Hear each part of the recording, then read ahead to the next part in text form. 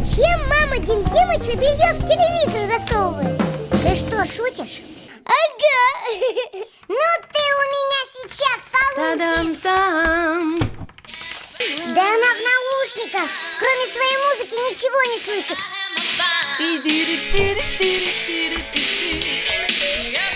Сейчас добавит порошка, включит свой телевизор и будет смотреть вторую серию. Опять за свое? Ну теперь точно схлопочешь. Ой!